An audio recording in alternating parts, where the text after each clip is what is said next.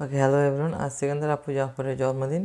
তো জেনে নেওয়া যাক সিকান্দার আবু জাফর সম্বন্ধে। তার পুরো নাম সৈয়দ আল হাশেমি আবু জাফর মোহাম্মদ বখত সিকান্দার। সৈয়দ আল হাশেমি আবু জাফর মোহাম্মদ বখত সিকান্দার। তার জন্ম 19 মার্চ 1919 সালে। তার জন্মস্থান সাতক্ষীরা জেলার তালা উপজেলার তেঁতুলিয়া গ্রামে।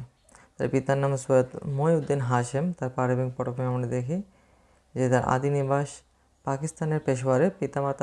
পিতামহ মাওলানা সৈয়দ আলম শাহ হাশেমি এই গ্রামে বসতি স্থাপন করেন। তার শিক্ষা এবং পেশাগত জীবন সম্বন্ধে আমরা দেখে আসি যে তালাবিদ ইনস্টিটিউট থেকে প্রবেশিকা পরীক্ষা এবং কলকাতার রিপন কলেজ থেকে আইএ পাশ করেন। কলকাতার রিপন কলেজ থেকে তিনি আইএ পাশ করেন। কর্মজীবনে 1939 সালে কলকাতার মিলিটারি অ্যাকাউন্টস বিভাগে শুরু এবং পরে সিভিল সাপ্লাই অফিসে এবং গ্লোব নিউজ এজেন্সিতে তিনি কাজ করেন। এখন 50-এর দশকে রেডিও পাকিস্তান এর শিল্পী হিসেবে তিনি কর্মরত ছিলেন। সাংবাদিকতায় দেখে খুব গুরুত্বপূর্ণ, এটি খুব গুরুত্বপূর্ণ তার সাংবাদিকতায় সিকান্দার আবু জাফরের। তিনি 1941 সালে কাজী নজরুল ইসলামের নবযুগ পত্রিকাতে যোগ দেন। নবযুগ পত্রিকায় কাজ করার তার অভিজ্ঞতা রয়েছে। এছাড়া পরবর্তী দৈনিক ইত্তেফাক রয়েছে, দৈনিক ইত্তেফাক এবং দৈনিক মিল্লাত পত্রিকার সাথে তিনি কাজ করছেন। তো নবযুগ, দৈনিক ইত্তেফাক এবং মিল্লাত তিনটি পত্রিকা খুব গুরুত্বপূর্ণ। তার সম্পাদকীয় কীর্তি থেকে আমরা দেখে আসতে পারি যে 1957 সালে তার সম্পাদনায় প্রকাশিত হয় মাসিক সমকাল। এটা একটি গুরুত্বপূর্ণ যে সমকাল পত্রিকাটি কবে থেকে শুরু হয়, যে 1957 সাল থেকে শুরু হয়। 1957 থেকে 1971 সাল পর্যন্ত এটা চলে মাসিক সমকাল, যা ঢাকা থেকে প্রকাশিত হয়। কোথা থেকে?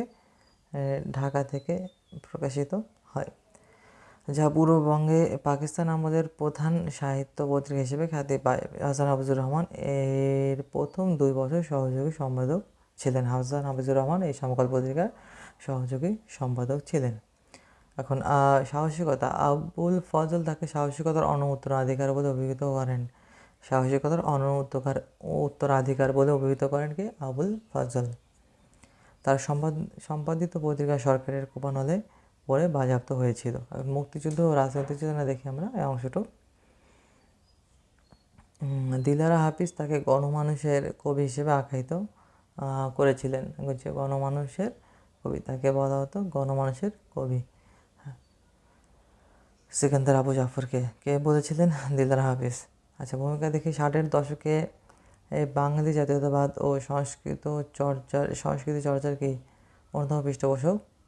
আচ্ছা, ভাষা আন্দোলনে তার ভূমিকা ছিল কি উল্লেখযোগ্য। নজরুলের উত্তরাধিকার দেখি। আব্দুল মান্নান সৈয়দের মতে, তিনি বলেছেন, আব্দুল মান্নান সৈয়দের মতে দেশ সংকটে পড়লে তিনি সামনে এসে দাঁড়াতেন এবং নজরুলের উত্তরাধিকার বহন করতেন। আব্দুল মান্নান সৈয়দ বলছেন দেশ সংকটে পড়লে তিনি সামনে এসে দাঁড়াতেন এবং নজরুলের উত্তরাধিকার বহন করতেন। আচ্ছা, কালজয়ী গান দেখি। তার রচিত শেখ লুৎফর রহমানের সুরে আমাদের সংগ্রাম চলবে, খুব গুরুত্বপূর্ণ একটি তথ্য যে আমাদের সংগ্রাম চলবে। এই গানটি কার লেখা? সিকান্দার আবু জাফরের লেখা আমাদের সংগ্রাম চলবেই। এই গানটি মুক্তিযোদ্ধাদের বিশেষভাবে অনুপ্রাণিত করেছিল।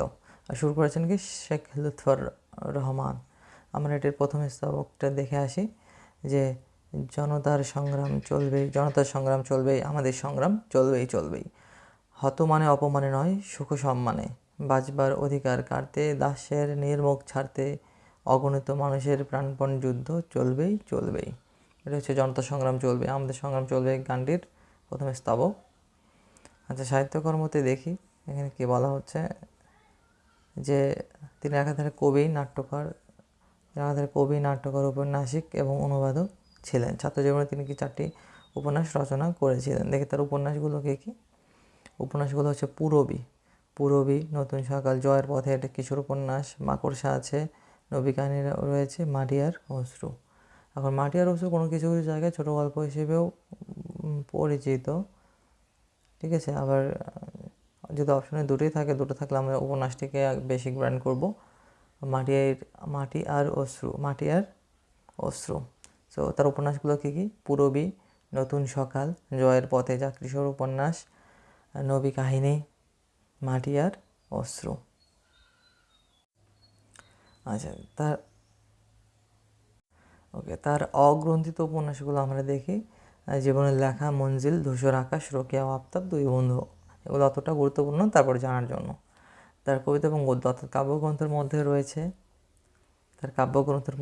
প্রসন্ন প্রহর, তিমিরান্তিক, বইয়ের বৃষ্টিতে, কবিতা, বৃশ্চিক লগ্ন, বাংলা ছাড়ো আর কবিতা নামে একটি কাব্যগ্রন্থ রয়েছে। সো এগুলোর মধ্যে গুরুত্বপূর্ণ হচ্ছে তিমিরান্তিক, প্রসন্ন প্রহর, বৃশ্চিক লগ্ন আর বৈরী বৃষ্টিতে। এই চারটি খুব গুরুত্বপূর্ণ, যে প্রসন্ন প্রহর, তিমিরান্তিক, প্রসন্ন প্রহর, তিমিরান্তিক, বৈরী বৃষ্টিতে এবং বৃশ্চিক লগ্ন। এই চারটি কাব্যগ্রন্থ খুবই গুরুত্বপূর্ণ। আচ্ছা, তার গদ্য পুস্তিকার মধ্যে রয়েছে অভিযোগ। আচ্ছা, নাটকের মধ্যে কি রয়েছে? নাটকের মধ্যে রয়েছে সিরাজউদ্দৌলা। এটি একটি করুণ রসাত্মক নাটক। সিরাজউদ্দৌলা নাটক। মহাকবি আলাওল রয়েছে। শকুন্ত উপাখ্যান রয়েছে, এটি কাব্যনাট্য, শকুন্ত উপাখ্যান কাব্যনাট্য এবং মাকড়সা। তো সিকান্দার আবু জাফরের এই নাটক চারটি রয়েছে। সিরাজউদ্দৌলা, যা করুণ রসাত্মক, খুব গুরুত্বপূর্ণ। সিরাজউদ্দৌলা করুণ রসাত্মক নাটক। মহাকবি আলাওল রয়েছে। শকুন্ত উপাখ্যান, যা কাব্যনাট্য এবং মাকড়সা। আচ্ছা, আবার কিছু জায়গায় যে কাব্যগ্রন্থ আর সঙ্গীত, যে মালব ও কৌশিককে কিছু জায়গায় কাব্যগ্রন্থ বলা হচ্ছে, আবার কিছু জায়গায় সঙ্গীত গ্রন্থ বলা হচ্ছে। আচ্ছা, সো এখান থেকে আমরা কাব্যগ্রন্থটাকে বেশি প্রিফার করব। আর আশা কবিতাটি এই মালব ও কৌশিক থেকে কিন্তু সংকলিত হয়েছে। তার বিখ্যাত আশা কবিতা এই মালব ও কৌশিক কাব্যগ্রন্থ থেকে সংকলিত হয়েছে। তার অনুবাদ সাহিত্যের মধ্যে রয়েছে মাটির ওপরে মাটির নিচে, জাদুর কলস, সেন্ট লুইয়ের সেতু, রুবায়াত ওমর খাইয়াম, পশ্চিমের পারাবাত এবং সিংহের নাটক। তো এগুলোর মধ্যে রয়েছে রুবায়াত ওমর খাইয়াম, খুব গুরুত্বপূর্ণ অনুদিত গ্রন্থ। মাটির ওপরে মাটির নিচে, জাদুর কলস, এটাও গুরুত্বপূর্ণ। আর অগ্রন্থিত অনুবাদ গ্রন্থের মধ্যে রয়েছে অলিখিত কাহিনী, হাওয়ার্ড জোন্সের অলিখিত কাহিনী, প্রিট হার্টের মিগলস, ডি.এইচ. লরেন্সের রটনের ছাদ। তার পুরস্কার যেমন অপশন দেখি, তিনি বাংলা একাডেমি পুরস্কার 1963 নাটকের জন্য তিনি বাংলা একাডেমি পুরস্কার 1963 লাভ করেন। আর মরণোত্তর সাংবাদিকতায় মরণোত্তর পুরস্কার লাভ করেন 21শে পদক 1984 সালে। আর স্বাধীনতা পুরস্কার 1999 লাভ করেন, এটাও মরণোত্তর সাহিত্যে।